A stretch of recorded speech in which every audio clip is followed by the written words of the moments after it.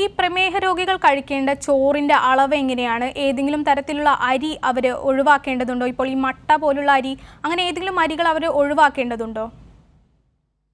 ഈ പ്രമേഹ രോഗികൾക്ക് ആദ്യത്തെ കാര്യം ചോറ് കഴിക്കാം. പലർക്കും ഉള്ളൊരു തെറ്റിദ്ധാരണയാണ് ചോറ് എന്താണ് ഡോക്ടറെ, ചോറ് ഒഴിവാക്കി, ഞാൻ 3 നേരം ചപ്പാത്തി കഴിച്ചു, ചപ്പാത്തി കഴിച്ചിട്ടും ഷുഗർ കുറയുന്നില്ല. അപ്പോൾ ചോറ് എന്ന് പറയുന്നത് ചപ്പാത്തിയിലുള്ള ഗോതമ്പ്, ചോറിലുള്ള റൈസ്, ഇത് രണ്ടും കാർബോഹൈഡ്രേറ്റ് ആണ്. ഇത് രണ്ടും നമ്മൾ ഹോൾ ഗ്രെയിൻ ആയിട്ട് കൺസ്യൂം ചെയ്യുന്നത് കൊണ്ട് തന്നെ, അതായത് ചോറ് നമ്മൾ അതിൻ്റെ അകത്ത് നിന്ന് ഇപ്പോൾ നമ്മൾ ചപ്പാത്തിയിൽ നിന്ന് വീട്ടിൽ നിന്ന് നമ്മൾ ചപ്പാത്തി ആക്കുന്ന പറഞ്ഞാൽ മൈദയാക്കുമ്പോൾ അതിൻ്റെ അകത്ത് ഫൈബറോടെ പോവുകയാണ്. പക്ഷേ ചോറ് ചോറായിട്ട് കഴിക്കുമ്പോൾ തന്നെ അതിൻ്റെ അകത്ത് നമുക്ക് പല ഗുണങ്ങളും കിട്ടുന്നുണ്ട്. കാർബോഹൈഡ്രേറ്റിൻ്റെ കൂടെ മിനിമം പ്രോട്ടീൻ ഉണ്ട്, അതിൻ്റെ അകത്ത് ഫൈബർ അത്യാവശ്യമുണ്ട്. അതേപോലെ തന്നെ നമുക്ക് ചോറിൻ്റെ തവിടുണ്ടെങ്കിൽ തവിടിൻ്റെ ഉള്ളിലുള്ള വൈറ്റമിൻ ബിയിൽ അടങ്ങിയിരിക്കുന്ന ബി കോംപ്ലക്സ് വൈറ്റമിൻസ് ഉണ്ട് അതിൻ്റെ അകത്ത്. അതുകൊണ്ട് തന്നെ തവിടോടുകൂടി അരിയാണ് കുറച്ചുകൂടെ ആരോഗ്യപ്രദം. പക്ഷേ ഷുഗറിൻ്റെ കാര്യത്തിൽ തവിടുള്ള അരി കുറച്ചുകൂടെ അതിൻ്റെ അലറോൺ ലെയർ മെയിൻറ്റെയിൻ ചെയ്തിട്ടുണ്ടെങ്കിൽ നമ്മളുടെ ഷുഗർ പയ്യെ റിലീസ് ആവുള്ളൂ. അതായത് ഫുള്ളി പോളിഷ്ഡ് റൈസിനേക്കാളും നമ്മുടെ മട്ട അരികൾ കുറച്ചുകൂടെ ഷുഗർ റിലീസ് ചെയ്യുന്ന സമയം കൂടുതലെടുത്ത് റിലീസ് ചെയ്യുള്ളൂ. അപ്പോൾ പെട്ടെന്ന് ഷുഗർ ഹൈക്ക്, അത് ഗ്ലൈസീമിക് ഹൈക്ക് എന്ന് പറയും നമ്മുടെ രക്തത്തിൽ, അത് വരില്ല. അപ്പോൾ അതുകൊണ്ട് ഒറ്റ വാക്കി പറഞ്ഞു കഴിഞ്ഞാൽ നമ്മുടെ തവിടോട് കൂടിയ അരികളാണ് കുറച്ചുകൂടെ ആരോഗ്യപ്രദം. പക്ഷേ അളവ് കൂടാൻ പാടില്ല. അത് വെള്ള അരിക്കാണെങ്കിലും സാധാ അരിക്കാണെങ്കിലും അളവ് കുറവായിരിക്കണം. ഈ അളവ് എത്രയാണെന്ന് നമ്മൾ ആദ്യം ഇച്ചിരി മുമ്പ് ഡിസ്കസ് ചെയ്തത്. എത്രയാണ്? നമ്മളുടെ മൊത്തം പ്ലേറ്റിൻ്റെ 4/1 ഒതുങ്ങണം. ഈ മൊത്തം പ്ലേറ്റ് അപ്പോൾ നേരത്തെ എത്രയാണോ കഴിച്ചുകൊണ്ടിരുന്നത് അതിൽ നിന്ന് ആ പ്ലേറ്റിൻ്റെ അതേ വലുപ്പത്തിൽ 4/1 ചോറ്, ബാക്കിയുള്ള ഭാഗത്തിൻ്റെ പകുതി പച്ചക്കറി, ഒരു 4/1 പ്രോട്ടീൻ. ഈ രീതിയിലേക്കാണ് നമ്മളത് മാറ്റേണ്ടത്. ഇനി അല്ലെങ്കിൽ ഞാൻ സാധാരണ എൻ്റെ രോഗികളോട് പറയുന്ന ഒരു ഈസി കണക്ക് എന്ന് പറഞ്ഞു കഴിഞ്ഞാൽ, അവനവൻ്റെ കൈപ്പത്തി ഇങ്ങനെ പിടിച്ചു കഴിഞ്ഞാൽ ഒരു കൈപ്പത്തിയിൽ നമ്മളിങ്ങനെ നിറച്ച് വെച്ച് കഴിഞ്ഞാൽ എത്ര ചോറ് കിട്ടുമോ അത്രയും ചോറ് നമുക്കാവാം. അപ്പോൾ ഒരു വലിയ മനുഷ്യനാണെങ്കിൽ അയാൾക്ക് വലിയ കൈയൊക്കെ ആയിരിക്കും. അപ്പോൾ ഇച്ചിരി കൂടുതൽ ചോറുണ്ടാകുന്ന ചുരുക്കം. അപ്പോൾ ചുരുക്കി പറഞ്ഞു കഴിഞ്ഞാൽ ഏകദേശം ഒരു 4 മുതൽ 6 ഉരുള ചോറാണ് ഒരു ഉച്ചക്കത്തെ ഭക്ഷണത്തിൽ നമുക്ക് അഭികാമ്യം. അതിൽ കൂടുതൽ ആവരുത്.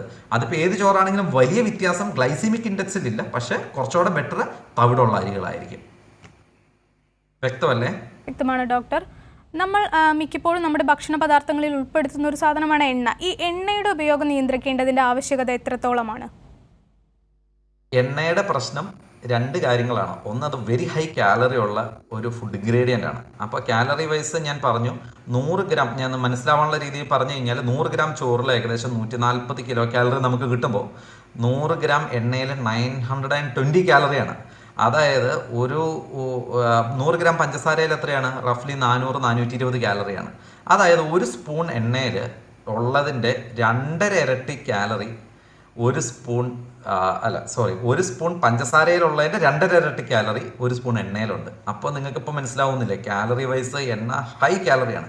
എത്ര കുറയ്ക്കുന്ന അത്രയും നല്ലത്. ഇനി രണ്ടാമത്തെ കാര്യം, എണ്ണ അദ്രോജനിക്കാണ്. അദ്രോജനിക് എന്ന് പറഞ്ഞാൽ നമ്മളുടെ രക്തക്കുഴലിൻ്റെ അകത്ത് ചീത്ത കൊളസ്ട്രോളായിട്ട് അടിഞ്ഞു കൂടി പ്ലേക്സ് ഉണ്ടാക്കും. അത് നമ്മളുടെ ശരീരത്തെ ദൂഷ്യകരമായി ബാധിക്കും. അറ്റാക്കും സ്ട്രോക്കിനുള്ള സാധ്യത കൂട്ടും. ഇനി അടുത്ത കാര്യം, പലരും പ്രത്യേകിച്ച് നമ്മൾ ക്വാളിറ്റി ഇല്ലാത്ത ഭക്ഷണങ്ങൾ പുറത്തുനിന്ന് വാങ്ങിക്കുമ്പോൾ ഒന്ന് ഉപയോഗിച്ച എണ്ണ രണ്ടാമത് ഉപയോഗിക്കുന്നതാണ് ഇതിലൊക്കെ ഏറ്റവും പ്രധാനം. എണ്ണയുടെ രണ്ടാമത് വറുത്തഴി എണ്ണ എന്ന് പറഞ്ഞാൽ അത് ഹൈലി കാർസിനോജനിക് ആണ്. എന്ന് വെച്ച് കഴിഞ്ഞാൽ ക്യാൻസറിന് കാരണമാണ്. അപ്പോൾ എണ്ണയുടെ ഉപയോഗം പുറത്തുനിന്നുള്ള, അതായത് പലപ്പോഴും നമുക്കറിയാം, പലപ്പോഴും പുറത്തുനിന്ന് കിട്ടുന്നത് വറുത്തുള്ള എണ്ണയെ തന്നെ വീണ്ടും വീണ്ടും വറുക്കുന്നത്, അത് ഒഴിവാക്കണം. So nobody can cross check എന്ത് എണ്ണയാണ് എല്ലാവരും ഉപയോഗിക്കുന്നത്. വീട്ടിലുള്ള എണ്ണേൻ്റെ അളവ് എത്ര കുറയ്ക്കുന്നു അത്രയും നല്ല. ഇപ്പോൾ എയർ ഫ്രയർ കണക്കുള്ള മെക്കാനിസം ഒക്കെ വന്നിട്ടുണ്ട്. നമുക്ക് എണ്ണ കുറയ്ക്കേണ്ടവർക്ക് അങ്ങനെ ഉപയോഗിക്കാം. പിന്നെ ഉള്ളി വഴട്ടുന്നവർക്ക് എത്രയും എണ്ണ കുറയ്ക്കുന്നു അത്രയും കാലറി കുറയും. അതുകൊണ്ട് തന്നെ ഷുഗറിൻ്റെ ഈ വ്യതിയാനം ബ്ലഡിലേക്ക് ഉള്ളത് കുറയ്ക്കാൻ സഹായിക്കും.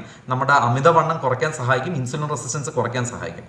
അതേസമയം ഇനി എണ്ണകളിൽ തന്നെ ഇപ്പോൾ പല കൺസെപ്റ്റ്സ് ഉണ്ട്. ജനറ്റിക് കൺസെപ്റ്റ്സ് ഒക്കെ വെച്ചിട്ട് ചിലർക്ക് വെളിച്ചെണ്ണയായിരിക്കാം നല്ലത്, ചിലർക്ക് സൺഫ്ലവർ കണക്കോ ഉള്ള ഓയിലുകളായിരിക്കാം. ഇന്ന എണ്ണ എന്ന് ചോദിച്ചു കഴിഞ്ഞാൽ ഓരോ എണ്ണയും ഓരോ മാസവും മാറി മാറി ഉപയോഗിക്കുന്നതായിരിക്കും കുറച്ചുകൂടെ ഉത്തമം. ഇന്ന എണ്ണയ്ക്ക് മോശം കൂടുതൽ എന്ന് കൃത്യമായിട്ട് ഇപ്പോൾ പറയാൻ പറ്റത്തില്ലാത്തൊരവസ്ഥയാണ്. പല റിസർച്ചും പലതാണ് ഷോ ചെയ്യുന്നത്. മൊത്തത്തിൽ എണ്ണയുടെ അളവ് കുറയ്ക്കണം. കാലറി കുറയ്ക്കാൻ, വണ്ണം കുറയ്ക്കാൻ, അത്രോജനിസിറ്റി കുറയ്ക്കാൻ ഈ എണ്ണയുടെ അളവ് കുറയ്ക്കണം. എത്ര കുറയ്ക്കുന്നോ അത്രയും നല്ലത്.